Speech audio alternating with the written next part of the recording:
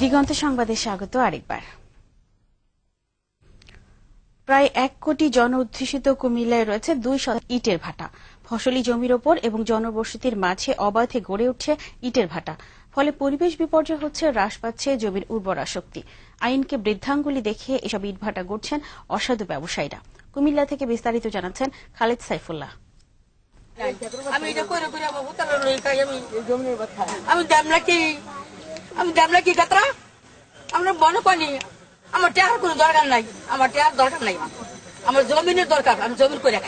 বিধবা শ্যামলা বিবির চোখের পানি স্পর্শ করতে পারেনি ইটভাটা মালিকদের হৃদয়।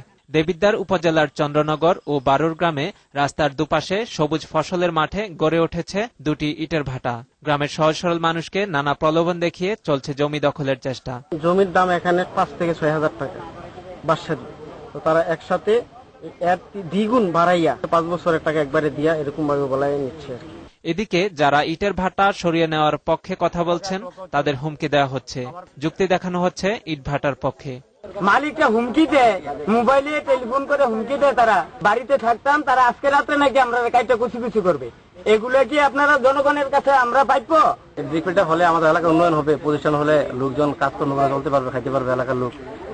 প্রতিষ্ঠান যে জায়গা হয় ওই জায়গার দামও বাড়ে, তারপরে এলাকা উন্নত হয়। ফসলি জমির উর্বরতা রক্ষায় ইটের ভাটা দুটি বন্ধ করার দাবি এলাকাবাসীর।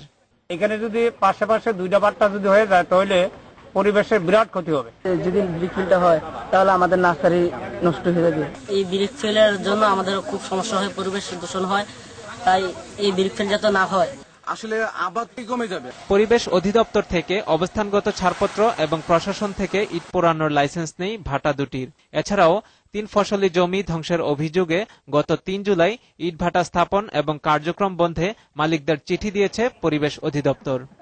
স্টপ আছে, কার্যক্রম বন্ধ রাখছে, কিন্তু যদি তারা কোনো কার্যক্রম করে তাহলে আমি আমার সদর দপ্তর এনফোর্সমেন্ট টিম, সদর দপ্তর অথবা চট্টগ্রাম এনফোর্সমেন্ট টিম নিয়ে তাদের বিরুদ্ধে শাস্তিমূলক ব্যবস্থা নেওয়া হবে।